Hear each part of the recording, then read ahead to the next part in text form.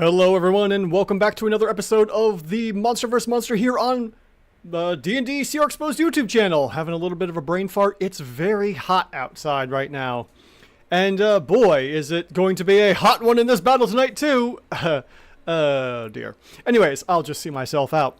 As for this event, we have the things below, which are, you know, creepy crawly, wormy things, versus the things above. We have stuff that flies. So we got these three over here. And what's the story with this? What is going on? Truck95, hey buddy, thanks for joining and stopping by. Hopefully this hour earlier hasn't thrown people off. What's the story with this event? Well, there's a celestial convergence going on. A solar eclipse is happening, and a bunch of people here, these commoners, which are going to remain nameless, are, you know, coming to congregate for this event. But what they don't know is that the event here has foreshadowed, you know, devastating things here. And as the event begins to begin and the eclipse starts to happen, creatures, or the rumbling starts, and then the ground starts to quake and roil and rumble. And sure enough, giant worms start to come in. We have a frost worm, a core spawn worm, and a young purple wormling that all erupt from the ground.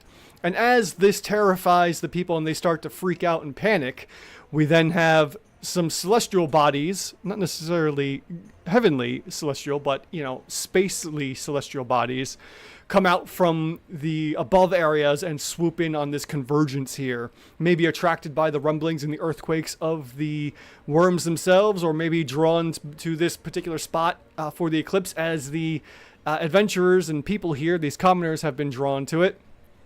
We see ourselves with a phoenix, a cosmic horror, and a Bakunawa. And these all heavenly bodies come crashing down here. Now, if we had a chance to vote, we have 9 votes so far for earthquakes and storms, heroes arrive, celestial intervention, or no intervention at all. Looks like no one wanted to see heaven come in and stop by for this one. And, oh, name will be taken. Hello, buddy. Classic birds versus worms. Yes, this was a request by Truck95 here. So he's super excited to see what happens. I'm going to go ahead and end this poll since we have a huge outlier here with the heroes arrive to help protect the commoners. So this will be our in-between round event. And let me see something real quick here. Oh, that is just a lot of dead air there. All right, it's starting back up. The music is Drums from the Deep by RPG Music Maker. Just to give that guy a little shout out right now. I believe he allows free stuff. I just have it credited in the description below, so you can check that out there. So we're going to go ahead and end the poll here for Heroes Arrive. And now I'm going to throw out the poll for the 50-50 chance here. Are we going with high or low tonight? So I'm going to go ahead and start that poll. And for the third party Devastator, are we doing highs, meaning, you know, 100% and lower, or low, being 1% and higher for when we check in between rounds? So let me get that 1% and plus, or 100% and minus. All right, going to go ahead and ask you all, my community here, what you think is going to be the better option. So go ahead and vote for that, please. And the heavenly guys are all just watching the show. Definitely seems like it, to be honest. Okay, so last but not least, the last thing we also have is that every like on the live stream will increase the chances of the third party devastating to come into play. So go ahead and make sure to hit that like on the live stream if you like it. If not, that's perfectly fine. All right, don't like it. It's totally up to you. And we will go ahead and begin this to interview here and see what we got going on. Wonder where Herr Doctor is. Yeah, Herr Doctor's probably. I usually start at like 15 or 5, so he's probably busy. It is kind of late over there in Europe right now, so it's like 10. What are we thinking here? 9, 10 o'clock right now over there. He's probably busy. In any event, let's go ahead and take a look at our combatants. What is the CR draft? The CR draft is 46, roughly. The worms, I had to make a slight adjustment and ended up going down by 1 point, so it's 45 versus 46, but technically, this is going to be a Royal Rumble. There is no sides here. It's not the worms working together and the birds working together. No, this is all just kind of haphazard. Everyone's kind of out for themselves because, you know, maybe the commoners are going to be attacked as we wait for the heroes to come into play. But, thank you, Truck 95. Yes, it is 9 o'clock, Greenwich Mean Time. All right, now let's go ahead and meet our combatants. As before I stated, we have the Cosmic Horror, Zenith the Ender. Then we have, no, he's not dead. Jelril the Eruptor, the young core spawn. The young purple worm. Then we have Magdan the Frozen Wrath, who is a frozen frost worm. Then we have Serpens the Lightning Rider, the Bakunawa. And then we have Eternus the Phoenix. I mean, it's just a perfect name, Eternus. Can't go wrong with that. And then we have returning from one of our previous videos, Kunkril, the core spawn worm from our Star Spawn and Core Spawn video. So if you haven't seen that one, definitely go back and check that out, as that was a fun one as well. Oh man, then the likes just jumped up. Thank you all so much. We went from 5 to 9. I haven't liked the video yet because I haven't finished yet. Who knows if I like it or not. Anyways, so that's going to put us at 9% chance, which means we're going to be looking for 91 to 100 or 92. 92 to 100 right now when we get to the end of round 1. And now that we've gone ahead and met our combatants here for this battle royale of, you know, monsters versus monsters versus monsters, we will go ahead and roll the dice to begin combat. Yeah, there was like a war horn blowing there, but you can't really hear it. At least I can't with the music going. All right, here come the dice. And it looks like first up we have Eternus, followed by Serpens the Lightning Rider, then our battle map actions, followed by Magdan, Jelril, Zenith, and then Kunkril going last. Now, one more thing to note. All of our flying creatures have legendary actions, funnily enough. So that's something to remember. ELG, hey buddy, Kunkril, my beloved. Yes, the beloved core spawn worm here. Yeah, so all of our flyers have legendary actions. All of our worms don't, surprisingly enough. Hopefully that just means they do a whole lot more damage when they bite. Excuse me. All right. Now that we have that out of the way, let's go ahead and start with Eternus, our phoenix here, swooping down in a blaze of fire. Now, as we know here, our phoenix is neutral, so we don't really know if they're going to go ahead and attack one of the commoners or if they're going to go after one of these creatures. Seeing that we have a frostworm here and we have fire and ice, this might be an interesting battle right here with these two alone. But I'm going to give it a 70% chance that he goes after, Eternus goes after the worm here or not. So let's go ahead and roll the dice with a wisdom check here. So let's see here. Yeah, I'm going to look for like a DC 10 here. DC 10 will go, anything higher than that, he'll go after the worm. Anything lower, and he just wants to munch on some onlookers here. So let's roll that wisdom save and see what he goes after. All right, so we have a base 10, and that's going to be a total of 20. So, yes, Eternus definitely goes directly after our Frostworm here. So, targeting the Frostworm, we're going to go ahead and take a look at what our Phoenix can do. Now, as I said before, our Phoenix has 3 legendary actions, but on top of that, we have a beak attack, fiery talons, then we have a multi-attack of, let's see here, 1 beak and 1 fiery talons attack. Then we can move for legendary action, peck, and swoop. And that will be the actions here. Now, we don't have a flyby, as far as I'm aware. We also have Fiery Death, Fire Form, which means any creature that touches the Phoenix on a hit is dealt a D10 worth of fire damage. And then the first time it enters a creature space on a turn, the creature takes 5 fire damage as well. That's funny. If it enters the space but doesn't stay in the space. Only if it touches. Anyways. Magdan is here to make people chill out. For sure. Oh yeah, when I think of that, I just think of friggin' Arnold Schwarzenegger from the Batman movie when he played, was it Sub-Zero? Or Mr. Freeze? Mr. Freeze. Such a bizarre movie. Oh, they do have flyby, so we can do that whole screech in to attack kind of thing. But what fun would that be? Alright, so let's go ahead and have our Fiery Phoenix here move 120 feet and swoop in against Magden. Alright, so we're going to go ahead and just come right in 45 feet, and I'm going to have to mark this as like 5 feet above, just because. So he comes flying down to swoop in and attacks Magden with its 2 attacks. One with its beak, and here comes the beak attack. And that's going to be a total of 28 to hit with an 18 total fire damage. And then we go in for a Fiery Talon as well. That's going to be a base 3 total of 16 and misses Magden. The beak does hit, but as Eternus rears back and tries to screech out with the claws, definitely misses the worm as it maybe reduces back into, shrinks back into the ground for a bit. And that is Eternus' turn at the moment. Although we do have some legendary actions to deal with. Alright, up next is Serpens, the Lightning Rider. Now, Serpent has obviously 3 choices. We can either go after 2 worms, or we can go after the commoners that are right here that have not yet seen the craziness that is about to happen to them. So I'm going to say, once again, we got some large creatures here. I'm going to go with like a DC 14 on this one.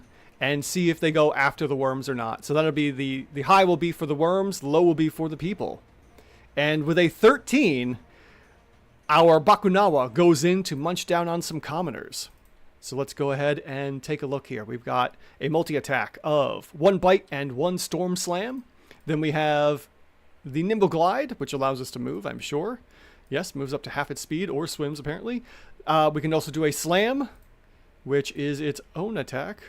Oh no, Storm Slam attack, excuse me. And then Lightning Strikes. Well, obviously, Bakunawa here, the Serpens, is going in for a bite attack to go ahead and munch in on some commoners. So, unfortunately, we have ourselves a little kobold commoner here that was not intentionally put in place and comes in for the bite attack. So, let's see here. That's going to be a base 5, total of 14, hits the kobold for 26 points of damage, and that kobold is done. Eaten and gone. Things are getting heated in here. Very nice indeed. And we do have a multi-attack here with the, let's see here, the Storm Slam. So he's going to go ahead and target the Orc Commoner and slam the Orc as well for base 13, total of 22. That Commoner is hit for 12 points of bludgeoning and thunder damage. And it just... The thunder shock is so massive that all of these commoners here get thrown back 5 feet. No, please. Yes, unfortunately, the orc and the kobold have been eaten and just crushed by the Serpens, our Bakunawa here. Up next is our battle map action here. And with that, on round 20 of the battle and the Monsters vs. Monsters here, a loud zapping noise comes in. And suddenly, let's see here if I can get this done correctly, a bunch of high-level adventurers come into play here. And those are going to be these 2 here.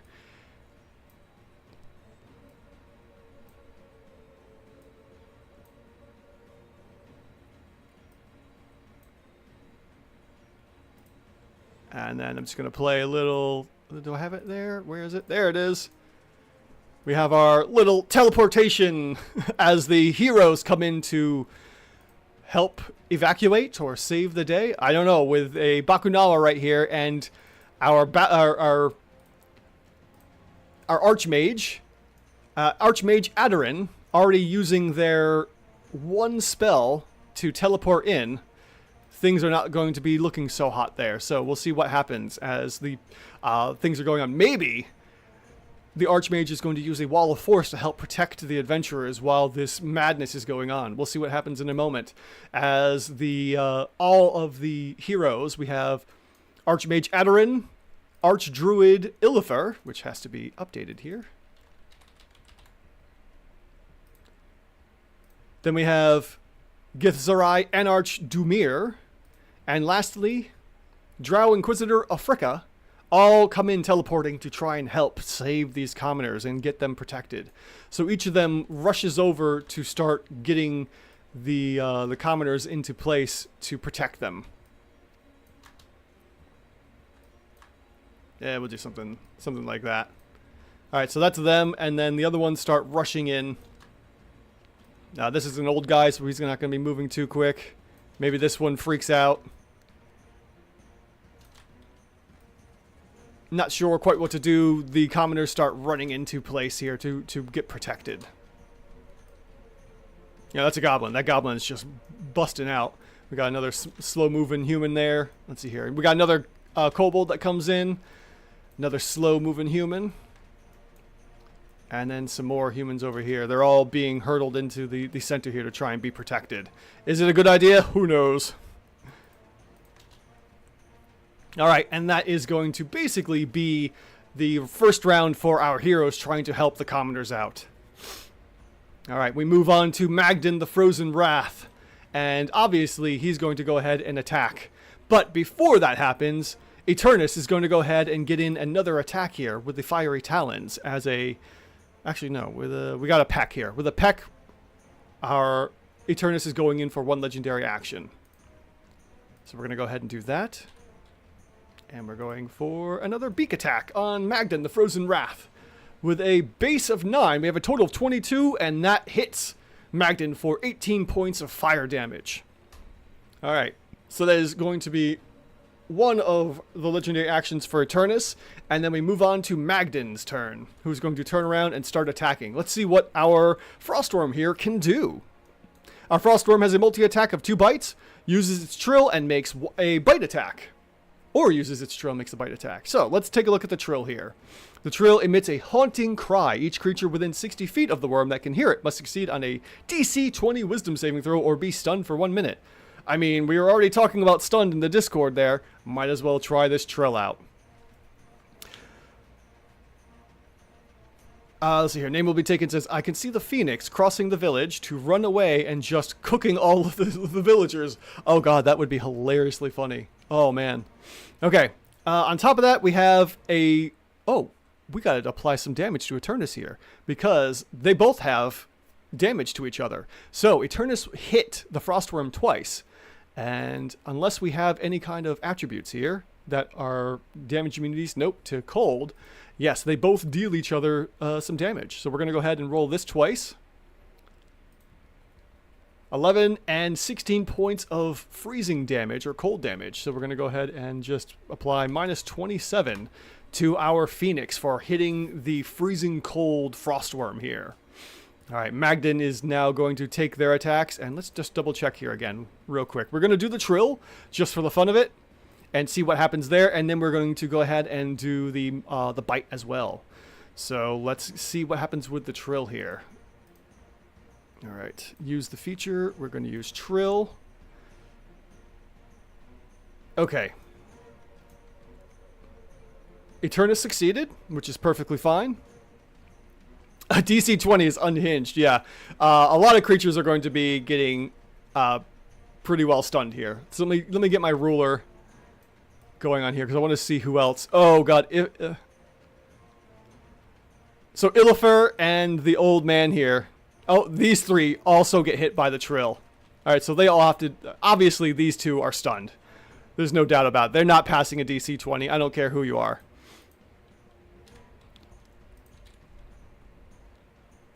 So the old man there is stunned. This old man here is stunned. Now Illifer needs to make a wisdom save. All right, so let's see what Illifer does for his wisdom save with a DC 20. That's a base 12, total of 21. Illifer does pass and is not stunned for 1 minute. Excellent. That is good to know. I mean, it's it's a good thing that worms are probably too dumb to capitalize on it. Yeah, probably not. All right, let's see here. With an intelligence of 1, no, the Frostworm is going after Eternus and just does the trill. But unfortunately, the trill does not work on Eternus. So now we finish that up with a bite attack. Alright, and with a base 1, that is a terrible miss, and Magdar does not hit Eternus to deal any kind of damage to the fiery, flaming Phoenix up high. As Magdan's turn ends, we're going to go ahead and do another beak attack here from Eternus. So we're going to go ahead and do that third legendary action with a base 13, total of 26. That is another attack that hits for 18 points of damage. But because of the frost body here, the freezing body, we're going to go ahead and roll some damage. That Eternus is being dealt. Again, 17 points. Man, this is almost blow for blow here. That every amount of damage that Eternus, our Phoenix, is dealing is just being reflected back to it. Almost. Let's see here. What's the intelligence? Intelligence is a 2. So yes, our Phoenix is also just going to continue attacking Magdar until they're dead because they have a one-track mind. But with a wisdom of 21, they do know to preserve themselves. And let's see here. What's the ability here? Wisdom 5. Oh yeah, this Frostworm is going to basically hang out until it dies. Just about. It hangs out for too long with a wisdom of 5. So that is Magdar's turn. We now move on to Jiril the Eruptor. And Jiril, let's see here, has only one real option because Serpens is the lowest to be able to hit, and this one hasn't come down to do anything yet, as Zenith is still up there. Jelril is going to go after Serpens, and comes through, digging through the ground, and just erupts out to go and bite. So let's take a look at what our young purple worm can do here. We have a multi-attack, and it can be 1 bite and 1 stinger. Surprisingly enough, it can still use the stinger on the same attack. But I mean, they're probably a little like, hey, all over the place. So we're going to go ahead and target Jiril with the Bakunawa. The Serpens here. So we're going to go ahead and do 1 bite attack on Serpens. With a base 11 and a total of 25, the bite does land. My goodness, look at that damage come rolling in. Ooh, buddy, that is a heavy hit there. We are looking at 44 points of piercing and acid damage, and Serpens needs to make a dexterity saving throw, which it fails with a 6. So let's see here. What does that mean? It probably means that our creature has been bitten and restrained, but not swallowed, because this is a they're all gargantuan creatures here. Let's see here. This is ridiculous. It must succeed a dex save or be swallowed by the worm. It doesn't specify whether or not... Oh my goodness.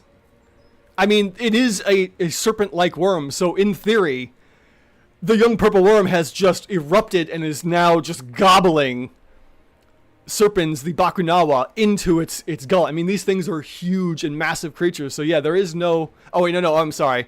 If the target is large or smaller, that's what I was looking for, right there. Okay, so yes, it doesn't, so it goes in for the bite, tries to swallow Serpens, the Bakunawa, but can't. So... we are stuck here with the young purple worm restraining the... actually, no, it doesn't restrain it. That's only in the swallow. So, it gets the bite in, but doesn't get to blind or restrain the creature. So, we move on to the stinger attack. So, let's see what happens here with a stinger attack. With a base 16, this is a definite hit of 30. Look at those dice, people! My god! 71 points of damage, and our Bakunawa is bloodied in one swoop. An attack here from Jiril the Eruptor. Goodness gracious. Let's take a look here. We have 71 points of piercing and poison damage. Do we have any of that blocked? No. Only lightning and thunder. It is resistant and not even immune to it. That's obscene. Okay, so that's going to be... Alright, 71 points of damage. Then we have a Constitution saving throw. And Serpens, the Lightning Rider, succeeds with a 23, which means it looks like we didn't take the full amount of damage. Let's double check here on that Tail Stinger. Yes, half as much on a success. So the poison damage wasn't completely there, as it kind of like grazes and hits. Helping Hand 23. Hello, buddy. Welcome and thank you for joining in. This is a Monster vs. Monster, as we have massive monsters just battling each other for the fun of it. For your amusement, if you would say. And today we have the things from below versus the things from above, which is more of just a battle royale at this point. So, Jiril the Eruptor just almost destroys Serpens the Lightning Rider in one hit, as it has, gobbled up a kobold and crushed an orc commoner here. Up next, as we end the turn here, is going to be Eternus, our Phoenix, ending and doing their last last legendary action. There we go. Had a small brain fart for a minute as it goes ahead and attacks once more. Base 19, almost a critical hit for 16 points of fire damage, and that's going to be, yeah, the whole thing applied. And then we're going to go ahead and apply the damage back because, you know, this is a dumb bird that's just going to keep doing it. And that's going to be 14 points of damage back as it hits the frozen body back and forth here. Now, as Jules' turn ends, we also go and take a look at what our Bakunawa can do for legendary action, since it has something to do it against. Now we have the Nimble Glide, we have the Slam, and we have the Lightning Strikes. So let's take a look at that Lightning Strikes. What's that? A dex save? That could be fun, but that's only one the full use of all of our legendary actions. Or we could just go ahead and slam. I think slamming would be the more appropriate use of the legendary actions here, since, you know, the turn's over and this worm can't do any more legendary actions. So we're going to go ahead and slam Jules and see how much damage that does. That's going to be a base 19, total of 28, and that's going to be 17 points of bludgeoning and thunder damage here. The full amount of damage goes through, and that is the first hit against Jules the Eruptor, coming from Serpent the Bakunawa. Moving on, we now have Zenith the Ender here. What is Zenith going to do? Let's take a look at their stats here, first of all. And we're looking at intelligence. Ooh, boy. Oh, buddy. This is a highly, highly intelligent creature here with a 24. They're going to go after whatever looks the most appetizing. And with a very high wisdom, well, a high wisdom, they know what to look for. And more than likely, surveying the land here, Zenith is probably thinking all of these tasty people here are looking to be what it's actually come here for, to consume. Because that's basically the idea here. They just kind of consume everything. So, we're going to go ahead and fly on in. With 100 feet of movement flying in, we're going to go ahead and zip right on down here and start munching on some commoners.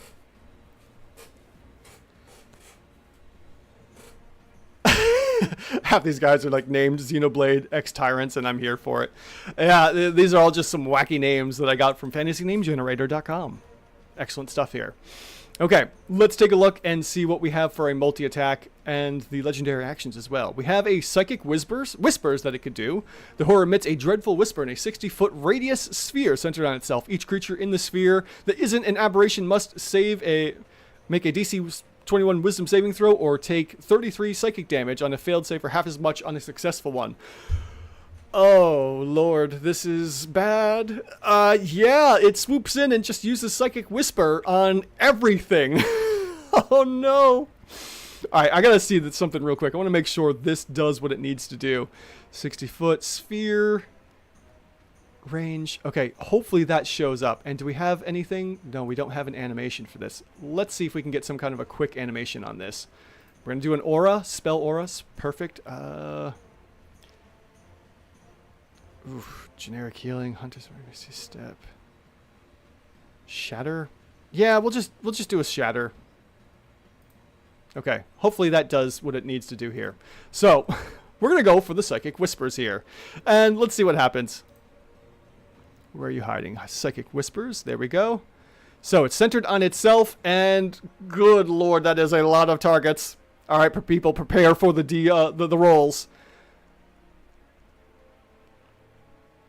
Okay, all the D20s are coming in, and they're not stopping. Oh, there they are. Well, they finally stopped. Oh, no! Look at all those dead commoners! One commoner survived. Are you kidding me? Holy cow. I laughed so hard, I just hurt myself. Oh, my God. I just hurt, like, the left side of my stomach. That is amazing. Okay, so let's review here what's happened. So... The Cosmic Horror comes in and just does a Psychic Whispers, probably drinking in the terror of these commoners. And it deals 17 points of bludgeoning and thunder damage. Now, everyone here has to make, what was it, some kind of a DC 21 Wisdom saving throw. Freka succeeds with a 30. Dumir fails with a 14. The Drow commoners, yeah, that's a lot of dead commoners. Yeah, the commoners couldn't make it. Adarin, our Archmage, fails with a 16, and Illifer succeeds with a 23. So yeah, all of our commoners, but all the commoners died. I'm not surprised, except for this one back here. How did that one survive? That is bizarre.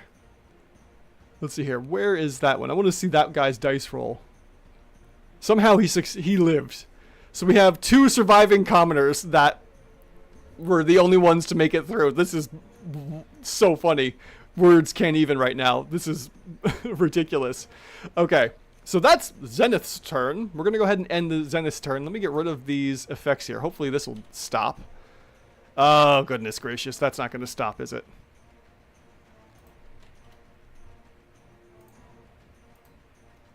Let's see here. Is there anything else? Okay, I got to bring Zenith back, because that won't stop, and that's going to bother the heck out of me. Where are you hiding? Cosmic Horror. There you are. Okay. So, yeah, about that. Let me get him back into the initiative here. And that was initiative count 14. We'll just go with 14.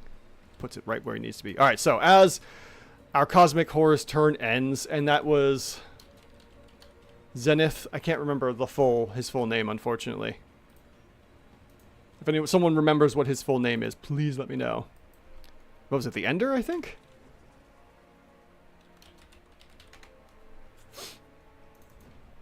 And one more thing. There we go. Now I have the name. Yeah, Helping Hand 23. Death all around, for sure, as all those skulls just happen. And our heroes are just in shock as they had no time to react and started collecting all of them. Now, they'll get to decide if they survive this, if they did the right thing or not. All right. So that is the end of Zenith's turn. At the end there, we're going to go ahead and take another legendary action from our Bakunawa here to attack Jules with another slam attack. Come on. There we go. Another Storm Slam against Jules. That's going to be a base 12, total of 21 to hit. Hits for 17 points of bludgeoning and thunder damage, which, man, is not a lot. This young purple worm here is doing some work so far. Ah, yes, the Ender. Thank you, Truck 95. The name definitely held up. Very appropriate name there. What is it? That name tracks? Yeah, that name tracks for sure. Good lord. All right, so we have our one legendary action here from our Bakunawa, and we move on to Kunkril. Kunkril's all the way up here, hanging out. What are they doing?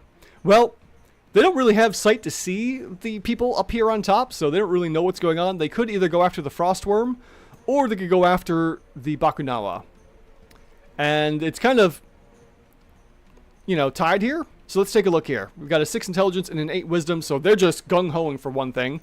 We also have a multi-attack of 1 bite with its barbed tentacle and 1 with its bite. Or 1 with its barbed tentacle and 1 with its bite, so that's our multi-attack. Apparently it's illumination. It illuminates and sheds light, and basically it. I like my monsters nice and simple. So we're going to go ahead and just do a 50-50 here of left or right. So 1 will be a left, and 2 will be a right. And that's a 2, going after the Bakunawa, who is, just as evenly hurt. So let's see here. We can move 60 feet or tunnel. So we'll go ahead. We're not technically tunneling at the moment. So we'll go ahead and just make it down to the Bakunawa. Now, because all of these creatures are not working together, I'm not going to give advantage for flanking in this case. So we're just going to go ahead and take the attack here as Kunkril comes up to try and kill steal from the purple worm, which will certainly piss off the purple worm, I'm sure of it. All right, we're going to go ahead and make our multi-attack, and we're going to start with the barbed tentacle against the Bakunawa. And that's going to be a base 14, total of 27. And with all those D6s coming in, we have a total of 25 piercing damage against our Bakunawa, who hasn't even had a chance to go yet to get out of here because they're about to die. Then we finish the turn off with a good old bite here. Now, I just want to double check here. Do we have anything special? Yes. The target appears to be grappled and restrained. Okay, and it's only one creature. Doesn't do anything about that, so our Bakunawa is restrained. So we're going to go ahead and add that effect on. And Serpens is now restrained, unfortunately. Fortunately for the core spawn worm, for sure. We're going to go ahead for a bite attack. At advantage, because of that restraint, we have a base 13, total of 26. That is another bite, and for 43 points of piercing and fire damage, Serpens is barely alive. I mean, this is just 3 hit points left on our Bakunawa. Amazing. All right. As we come to the end of Kunkrul's turn, our Bakunawa is going to go ahead and use a legendary action. Let's see what we got here. We have Nimble Glide. Can it escape? All right. The Bakunawa flies or swims up to half its speed, but it is restrained, so it can't use the Nimble Glide to get out of there, unfortunately, and would have to use an action. So the only thing it can do is a Lightning Strike. No, can't even do that. It can only slam. So we're going to go ahead and have it slam, and it's going to turn its attention, I believe. No, with a 14... It is fairly smart enough to know what's going on here. And yeah, I mean, Kunkrul does have it restrained, so I guess it's going to turn its gaze to Kunkrul here and try to attack it. Hey, Hair Doctor, you are only missing the end of round 1, but it's been a crazy one so far. All right, so we're going to go ahead and do that last slam attack as our Bakunawa Serpens goes in to hit Kunkrul. And the Storm of Slam comes in at disadvantage. That's a base hit, total of 17, and misses Kunkrul's AC by 1. Not able to hit. This is probably the end for Serpens, who just used their last legendary action to go. As Kunkrul's turn also comes to an end, we have Zenith the Ender taking one of their legendary actions. Let's see what they've got. And we have Crushing Tentacle, Poison Jet, and Teleportation. So considering we don't have anything in the Crushing Tentacles right now, we're going to take a look at our Poison Jet. Foul gas squirts from the horror in a 30-foot line that is 5 feet wide. Each creature in the line must succeed on a con save or take poison damage. So let's see here. What would be the most convenient line? Oh, there's a convenient line right there. What do you know? Just follow your nose. All right, so let's see here. Our Poison Jet is going to go ahead and pivot to roughly that. And we're going to go ahead and do that Poison Jet attack. And this is going to be, let's see here, as the dice come rolling in, total of 15 points of poison damage. And Adarin, our Archmage, fails with a 7. And Elfreka, our, what are they again? Our Drow Inquisitor also fails with an 8. Both of them taking full damage from the poison spray. Let's take a look here if there's any other riders for that poison. Nope, it's just poison damage. There we go. Nice and simple. All right, that is the end of round 1. And at the end of round 1, we're going to go ahead and roll for percentile dice. So let's see here. We are currently at 50-50 with a split even of highs and lows of what we are rolling for. If everyone's gotten their votes in, let's go ahead and end the poll here then. And I will roll a D2 to determine high or low here.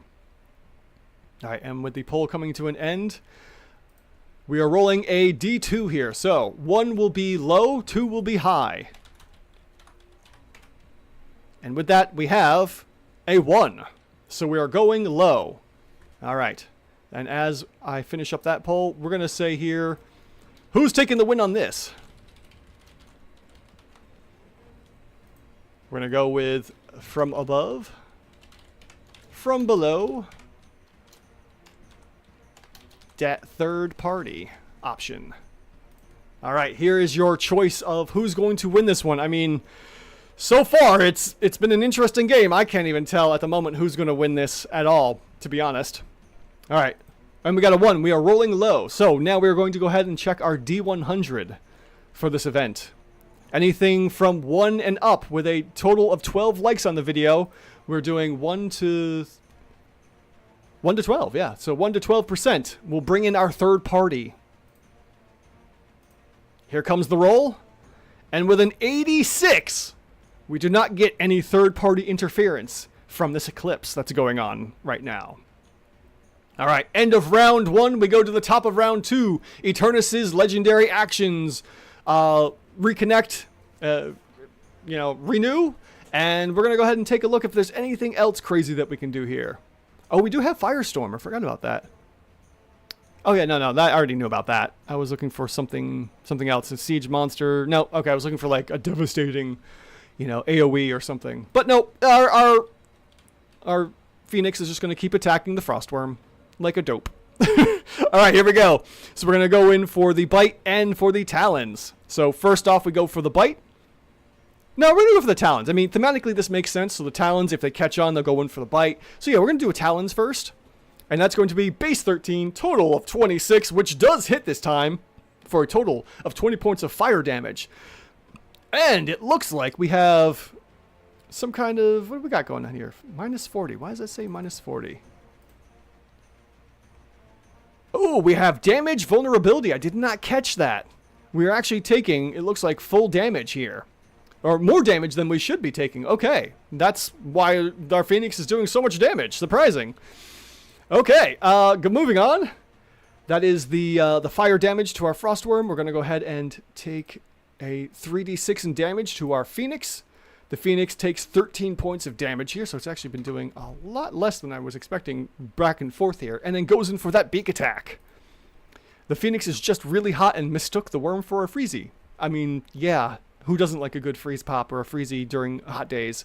And goes in for that bite! Base 17, definitely a hit. Oh, I love that animation. And that's 30 to hit, total of 16 points of damage, which is doubled because of the fire vulnerability to 32. And our Frostworm here is on death's door. That is our Phoenix's turn as the squawks of fire come in. And, we hear just these massive wings flapping and fire going everywhere, probably lighting some trees, or at least destroying and killing the trees. And, we move on to Serpens, the Lightning Rider. Okay. As Eternus' turns end, we go to Serpens. Their legendary actions renew, and we go, and since... Let's see here. Let's take a look here. Oh, yeah. Intelligence and wisdom are nice and high. They know to get out of here. They are barely alive. He's going to go ahead and make a DC check to try and get away from the bite and the grapple here. So DC escape check. All right, we're going to go ahead and use whatever is better for our Bakunawa. Strength is definitely better, so we're going to go ahead and roll an athletics check to try and escape here. All right, athletics to escape the grappled restrained. With a base 7... and a total of 12, we do not escape. And because... it probably would only be the one check to try and escape, as that's the action. That's basically it for Serpens. I'm giving an early F in chat there. Oh, yes, thank you, Truck95. Yep, you're right. Does need to take another bit of damage. All right, let's go ahead and roll that 3d6. And that's 13 more points of frost damage. And just to re-verify... nothing here about frost or cold damage. Okay. Just double checking. Alright, another 13 points of cold damage to Eternus as he is just decimating this Frostworm here. Alright. Serpent's turn ends, and on that we will go ahead and use Eternus's first legendary action to try and finish off Magdar, the Frostworm, the Frozen Wrath. And we will go ahead and take another...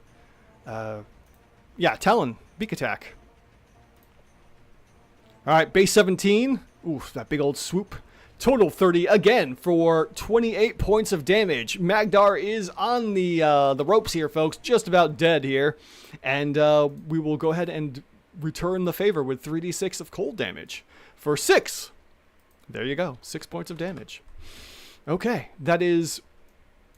the first legendary action for Eternus. We move on to our battle map actions. And shocked and stunned by what has happened here, our heroes are going to cut their losses, unfortunately, and try to get whoever's left out of here. Now, the only ones that are left are 2 stunned old commoners here. So, what's Ofreka going to do? What can Ofreka do? Let's take a look at their features. Spellbooks. Oh, good lord, we have a whole bunch of spellbook. That's a whole lot of nothing helpful. Oh, we do have darkness, but would they even know that the darkness matters? Dark vision? Jeez. Okay. Clairvoyance. Oy. Yeah, just going to, I guess... At this point, I don't even know what to do with these. Don't even know what to do with them. disengages and backs up 30 feet for sure. Just leaping over the bodies, trying to get away as much as possible. And then we'll go ahead and do... Let's see here. What can our monk do? Anything? Wall of Force. Let's see here. Can it be a dome? Yes, a hemispherical dome, which could be helpful. Up to 10 feet. Let's see here. Of a radius of up to 10 feet. That's not terrible. That could potentially work. And how would that work out? Okay, so Dumir is going to rush in. Because I think our Archmage here can also do a Wall of Force as well. Alright, I got it. Alright, so Dumir comes in, grabs the elderly person, moves them in with whatever's left, and gets ready to enclose themselves in a Wall of Force. Adarin here is going to move in and go ahead and cast Wall of Force. I don't have anything ready for that at the top at the moment, but we'll just say, you know, Wall of Force is ready. Hopefully they have something for it here. Alright, I'm just going to mark this as a Wall of Force. So now I know there's a technical Wall of Force surrounding these people that are going to use this as a way to protect the last two survivors. Hey, better than no survivors, right? Could the Cosmic Horror use teleport to get in the dome? Probably, but considering the dome is only 20 feet, I don't think it would be big enough. Let's take a look at Wall of Force and see what it says. Completely read it. A stroke of lightning forms a line. No, that's lightning bolt. I want Wall of Force. There we go. An invisible Wall of Force springs into existence at the point you choose. The wall appears at any... You can form it into a hemispherical sphere of a radius up to 10 feet. Or so it would be 10 feet high as well. Or you can shape a flat surface. Each panel may... Yeah, I'm going to say technically no, because there wouldn't be enough room. We did it. We saved the city. Nothing can physically pass through the wall. It is immune to all damage and can't be dispelled by Dispel Magic. A Disintegrate spell destroys the wall instantly, however. The wall also extends into the ethereal plane, blocking ethereal travel from the wall. If the wall was bigger, I would say yes. But because this is a gargantuan monster, I'm going to go with a no. Otherwise, it would just... I don't know what would happen. It would, like, sever itself in half. Maybe. But for in any event... For the time being, looks like we'll have Illifur go ahead and pull this guy in too, just to be on the safe side. So Illifur moves in, grabs this other human, and they're good. They're also not going to pass their checks. So at the end of the battle map action, we're going to go ahead and do Eternus's second of 3 legendary actions. And we're going to go ahead and make that beak attack. Might be Magdar's last attack with another 30 to hit. That's going to be 18, totaled, doubled to 24, and Magdar is killed. Now, it was still alive when it was hit, so I'm going to go ahead and give some, freezing body damage, just as it ends the turn here for 10 more points of damage. And, yeah, that's it for Eternus' turn, as it, uses a last legendary action to kind of peck at it, or maybe uses it to move. I mean, we do have a move action. We could do something else. All right. And then from there, Bakunawa is going to go, Serpens, and is going to also make another attack, maybe against Kunkril, and goes in for that Storm Slam. It's first of 2 or 3, possibly. With a base 24 to hit and a total of 20 points of damage, Kunkril is finally hit with bludgeoning and thunder damage, taking the full amount here. All right, so that ends the battle map actions. And we can't do anything else with Zenith as well, because they've used 2 out of their 3. We move on. Aw, F in chat for Magden. Poor Magden. We knew him for a little while, at least. And now we move on to Jelril, the Eruptor, who is going to go ahead and... Let's see here. It's going to try and finish off the Bakunawa, and then go after Kunkril, because no one likes a kill stealer. So we go in for that... yeah, we're going to go for that bite attack first. And they're going to fight over the body for a little bit. So let's see, that's a total of 29 to hit, and our Serpens, the Lightning Rider, is defeated as the worm begins to munch away on it and then goes in to attack Kunkrul because, you know, as I said before, taking over someone's food, they don't like it, and goes in for that poison sting attack. With a, almost a 17, base 3, that misses Kunkrul by 1, I believe, and there is no stinger attack, as our worms are now facing off against each other in a worm-on-worm battle attack. It's not pleasant. They're kind of writhing around each other, and it's causing all this chaos. Oh, it's brutal. Thank you, Truck95. Alright, so that is the end of Jilril's turn, and Eternus has one more legendary action. Considering that these two are technically on the slope here, Eternus probably doesn't see the two worms fighting it out, and is going to maybe attempt to attack. Yeah, this is closer. So he's going to come in and try to attack the heroes and the last bit of the commoners here, but can't do anything because of that wall of force. So wastes its turn, you know, moving over here, but doesn't do much else of anything. So that is Jilril's turn. We then move on to Zenith, who gets all of their legendary actions back. Let's see if that Psychic Whispers recharges. Actually, that wasn't supposed to be charged. It should have been used. So we'll go ahead and get rid of that so we can charge it, because we did use it. And it does not recharge. So the recharge check fails, as we can see here in the chat. So what are we going to do then? Well, it's pretty smart, and it sees that Eternus is looking pretty beat up, and also sees that, you know, these two worms are kind of fighting each other, and may want to try and claim these adventurers for itself, but knows about the wall of force, so it's not going to bother attacking them, and is instead going to go after Eternus here. So we're going to go ahead and move in. Let's see, what is the range on the bites and the attacks? 10-foot bite. And 30-foot reach. Okay, yeah, definitely doesn't have to get all the way up there. All right, and then goes in for a bite and attack on the Phoenix, not realizing that, you know, it's a heated body, so it's going to take some damage. But, you know, live and learn, right? And what was that? 1 bite and 2 tentacle attacks. All right, so bite number 1 against Eternus is going to be a base 7, total of 21, hits Eternus for 21 points of damage, and that is reduced to 10. So let's take a look at why we're being reduced here. We have some damage resistance to stuff that is not magical. So the bite only does about half damage. We then follow up with 2 tail attacks, or tentacle attacks, but we do have to do the firestorm, or fire form first, excuse me. So that's going to be a 1d10 of damage. Not a whole lot of damage there. 4 points of fire damage to Zenith the Ender. And takes the first little bit of damage, realizing it's not that much. It's kind of like a little scar of a burn. Goes in for the 2 tentacle attacks. All right, tentacle attack number 1 is going to be a critical miss. And misses hitting. Then we go in for tentacle attack number 2. With a base 9, we have a total of 23 and hits for 19 points of force damage, which does a pretty good job of hitting Eternus. We're going to go ahead and just roll that 1d10 down here for the fire damage back, and that is another 9 points of fire damage to Zenith the Ender here. Okay, as Zenith's turn ends, we move on to Kunkrul, who is now facing off with our worm, our purple worm, Jilril the Young, the Eruptor, and annoyed that, you know, it thinks the purple worm is trying to take its kill. They're now just wriggling around, and it's just this weird worm battle against each other. All right, so we have, what was it here? A barbed tentacle and a bite, I believe it was.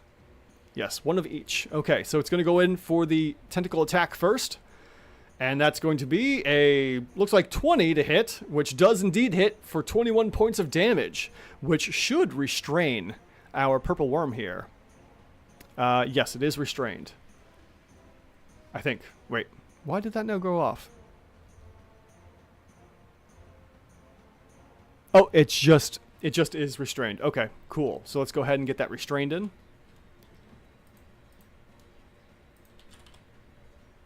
All right, so our purple worm is now restrained, and it goes in for a bite attack as the tentacles just pull the purple worm in for a massive bite. And that's going to be a total of 29 to hit for 44 points of piercing and fire damage. And Jilril is hit for the full amount here and is now officially bloodied. Now, as I said before, our wisdom is terrible, so this worm is just on the kill, going to try and kill this other worm to feast on all their bodies. Alright, that is the end of Kunkrel's turn. Zenith is now up, and we have no more legendary actions for Eternus. I'm saying Zenith is up because he has some legendary actions for himself, and he's going to go ahead and do what? What are we going to do? Poison Jet or Crushing Tentacle? Well, we don't have, or no, we do. We do have one of the tentacles did hit. So that means our Phoenix is grappled as well. So I have to go ahead and get the restrained condition there. And we're going to go ahead and crush our Phoenix a little bit. So let me go ahead and get that legendary action going on here. Now this is a special one, I believe. Crushing Tentacle. And we're going to go ahead and roll that out. Okay, so a whole bunch of force damage. The Crushing Tentacle needs to make a Constitution's check, and Eternus fails with a 21, dealing an additional 25 points of force damage. Eternus is almost finished. But as we know about Phoenixes, it's not that big of a deal.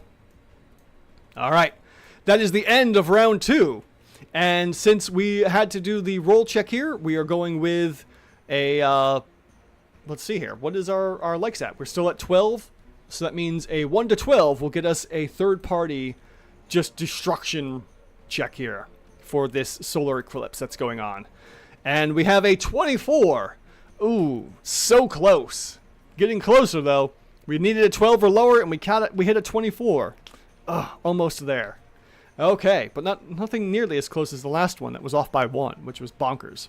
We end the round 2 and start round 3 with Eternus' turn. Eternus, now in the grapple of Zenith, goes in for the attacks. So, gonna go ahead and not even bother trying to attack. It knows what's going on. Goes in for a fiery talon attack followed by a beak attack. So let's go ahead and get that talon attack going with a base 2. Why is our Eternus... Oh, is Eternus not able to be restrained? Ah, yes, can't be restrained. Very good. Okay. Obviously, it's a fire form. It just kind of goes right through. No big deal. So that technically means the grapple couldn't work because it wasn't grappled and restrained. So I have to revert some damage here. Let's see here. Gotta double check something. Where was that damage? Yes, right here. We're going to revert that damage because we couldn't do the attack here. Alright, so Zenith has learned something about Phoenixes. Alright, so that is a Fiery Talon and hits for... Oh yeah, it does look like it does hit. Just hits with a 15 and deals 14 points of fire damage.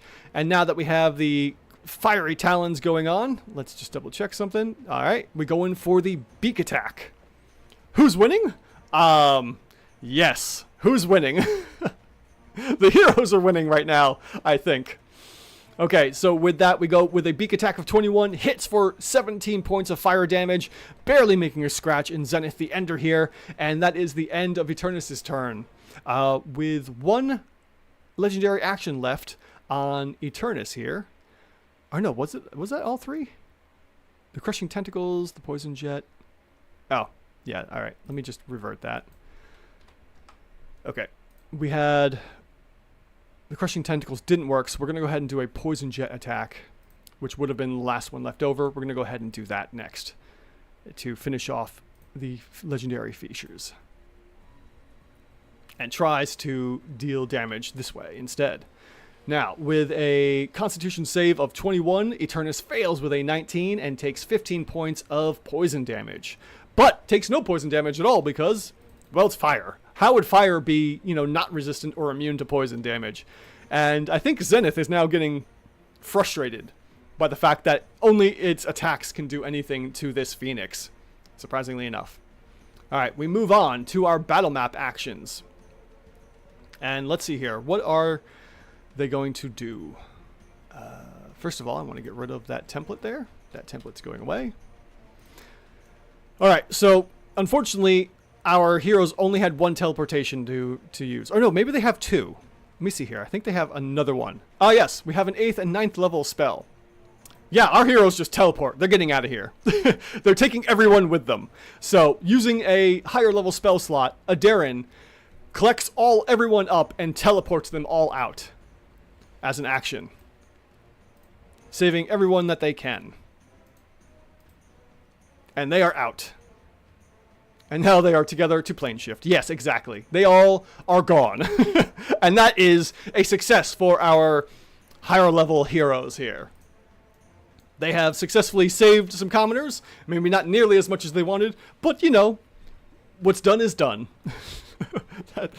Oh my god, that was obscene. Alright, so that's the end of our battle map actions, and we go in for Eternus, who goes in for another attack here. I guess it does have reach. I wasn't even checking that. Oh yeah, 15-foot range. Cool. Alright, goes in for a beak attack against Zenith here. Alright, and with a total of 28 to hit, we do hit Zenith with a 14 points of fire damage, and that takes the full amount. We saved us. Yes, it is just that bad, Ian. Thank you so much for dropping by. Yeah, who's winning? No one's winning, man. It's just bonkers here. This is a battle royale. Alright, so let's see here. That's the end for there. And all I have to worry about is now Eternus' legendary actions for the moment. We move on to Jaril here, or Jelril, the Eruptor, who is now facing off against Kunkril and goes in for the 2 attacks. And is restrained at the moment, so it's going to go ahead and go for that bite and then stinger attack. With a base 8, total of 22, that hits Kunkril, even though he's restrained technically, for a total of 43 points of piercing and acid damage. The full amount goes in, and the dexterity save was failed by Kunkril, who only rolled a 7, and takes the full amount of that damage. Next, we move on to the stinger attack. From the poison to the stinger, we'll see what happens here with Kunkril. With a base 4, that still hits. It looks like we only need a 1 to completely fail. 54 points of poison damage, along with piercing against our core spawn worm. We have a DC 19 Constitution save, and Kunkril fails, taking full damage from our purple worm here, who doesn't care about being restrained by this worm. Like I said, it's just worms turning and roiling and writhing around each other. It's bad. It's just bad. Okay, so at the end of Jaril's turn, Eternus takes another legendary action against Zenith the Ender here and goes in for that beak attack. So let's see here what happens. With a base 14, total of 27, that is another hit against Zenith for 19 points of fire damage. We now move on to Zenith, who is going next and is gonna try, let's see here, what do we got going on? Anything spellbook related? Good, nothing there. We'll try and recharge their Psychic Whispers. Does recharge the Psychic Whispers. And now can basically see the worms that are going on here, and is going to shift, I guess, and is going to move. Eternus is going to go ahead and get a free attack of opportunity against, and is going to go for, we'll say for the Talons. Goes in for that Talon attack and hits with a 26, dealing 20 points of fire damage against Zenith. As Zenith moves and shifts over to deal a whole bunch of Psychic Whisper damage to everyone here. Now, I need to go in and turn off something real quick before I do this, because that thing was annoying that I added to it. Psychic Whispers. Oh, weird. Oh, okay. Alright, it's fixed because I got rid of the old one. Very good. Okay. Goes in for the Psychic Whispers. And you are hiding right here. And yes, that is going to hit everyone. And as the D10s come rolling in, we have... Okay. Revert that. He's gone, he's gone. Gotta revert a bunch of damage here because certain people don't need to be taking it. Okay, there we go. Now, let's take a look here. Psychic Whispers goes off 42 points of damage. Zenith the Ender fails. No, Zenith the Ender doesn't take damage because it's his. Silly game. Alright, we have Kunkril, who succeeds with a 22. And then we have Jaril the Ender, or the Eruptor, excuse me, who also succeeds with a 22. And Eternus fails with a 13. So that means certain people should take full and half damage. So it looks like... Oh, yeah. Oh, look at that. Our Correspond Worm takes no damage because it's psychic. And then our Worm takes half damage, and our Flamey Boy over here takes full damage and is almost defeated. So that is the end of Zenith's turn, and flew a little bit. Probably going to fly back a little bit to stay away from those worms. And we'll go ahead and, let me just get rid of all of them so they're no longer on the board. We'll go ahead and end that turn. All right. The last to go here as Zenith ends his turns. Eternus is going to go ahead and do a move action to get right up in range. Get rid of that. I'm on the wrong item here. Moves up to get in range and will be ready for any more attacks on the next turn. And we come to the end of round 3 here with Kunkril, who's attacking Jaril. Goes in for some more bite and attacks. Actually, Jelril, no, didn't bother escaping, so we're just going to go ahead with the attacks. Let's see here. Give me this back, thank you. Goes in for that there tentacle attacks. At advantage, we have a base 12, total of 25 to hit Jaril, the Eruptor, and hits for 27 points of piercing damage. Goodness, that was a lot of damage that just chunked off of our purple worm here. Up next is the bite attack from Kunkril, and with a 10, total of 23, it hits Jaril for 51 points of damage, and our purple worm has been defeated. Wow, that was bonkers. The Phoenix is wise, so maybe it gets out to save itself. Yes, actually, with a 21, it would, but it also knows it can turn to ash and not really worry about that. So we'll see what happens when its turn comes around. Actually, yeah, you're right. You know, it won't, with its legendary action, it'll go ahead and instead of moving against Eternus, or Ender here, will start to fly off. So with 120 feet, he's gone. Alright, so Eternus is out of the match and survives with just a little bit. Yes, they do reincarnate. It doesn't really matter and doesn't really care about dying, but with a 21, it knows it's time to go with a 21 wisdom. It's just very focused because of that low intelligence score. And then lastly, we have Kunkril, who just finished their turn, killing off Jelro, and we have our worm, and we have our birdie bird, Cosmic Horror here. So now it is officially from above versus from below. At the end of round 3, we go ahead and do our D100 check to see what happens. And with 13 likes on the stream, thank you all so much for the likes. I super appreciate it. Oh, Blanky Cat, hello. Phoenix fly. Yes, indeed, fly, Phoenix, fly. The Phoenix gets out with a couple hit points left to survive. We're going to go ahead and check our D100. We are now looking for 1 to 13 for the third-party Ender. And unfortunately, we roll a 20, so our third party does not show up.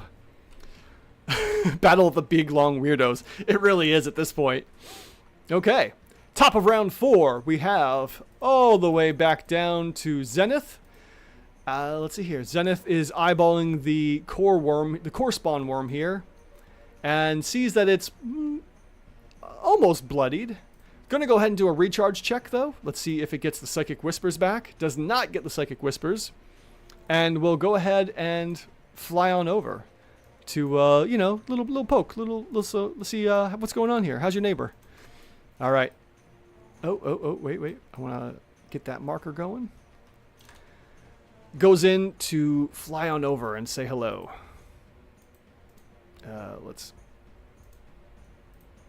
No, that's a little better. Can I bring that up? No, it doesn't matter. Okay. In any event, going in for some attacks here. We're going to go for the one... What we got here? The one bite and 2 tentacles. Alright, goes in for a bite and then some 2 tentacles against Kunkril. Let's see what happens to our core spawn worm. With a critical fail, misses on the bite attack and then goes in to try for 2 tentacle attacks. That is a base 12 to hit, total of 26, and hits Kunkril for a total of 20 points of force damage, followed by an additional tentacle attack. Let's see here. We have force damage... And if the target is a creature, it is grappled. Until the grapple ends, the horror can't use the tentacle against another target. The horror has so many tentacles, each of which can grapple 1 target. Alright, so we're just going to go ahead and go for another tentacle hit. But not necessarily a grapple on the core spawn worm. With a total of 28, we definitely do hit for 16. And that is grappled, but not restrained. So that's good to know.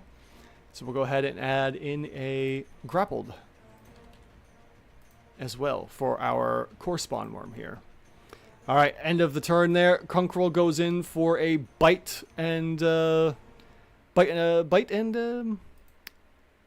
attack. So we'll go for that barbed tentacle against Zenith here to kind of everyone's. Oh shoot, we got a natural 20. Oh boy, with a total of 33 to hit, that's 41 points of piercing damage, and the total amount goes through, critically hitting Zenith. Even though he's grappled, he has now just restrained Zenith the Ender. That is going to really make things interesting, as our cosmic horror has been restrained. Goes in, then starts drawing in Zenith the Ender into its massive maw, trying to bite and consume. We have a 14 to hit, base 14, total of 27 for 45 points of damage. And, woo, buddy, this cosmic horror is not liking what it just tried to do here. Needs a DC 18 dexterity save. Fails. Zenith the Ender fails with a 9 at disadvantage because of being grappled, and takes the full brunt of Kunkrul's damage and attacks here. Now, just to review our attributes, we have an intelligence and wisdom of 6 and 8, so our core spawn, Kunkrul, is out for blood, basically. In the meantime, our cosmic horror here with a 24 and 15 may be realizing it's time to go. And with its legendary actions refreshed, we're going to take a look here, and wouldn't you know it, it's got teleport, and that, at the end of round 4, Zenith the Ender teleports out of the grapple and up 120 feet and starts to fly away and escapes the battle. I'm going to give this one to the worms here. I believe Kunkrul, our core spawn worm, has just won this battle royale, as all 3 of their 6 competitors are dead. 2 of our competitors have fled.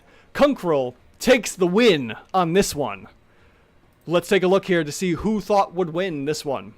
We had 44% of you voting for from above, 22% voting for from below, and 33% voting for third party. Unfortunately, we did not get to see the third party and who might come in here for this crazy lunar or solar eclipse that was happening and converged all these crazy massive monsters together.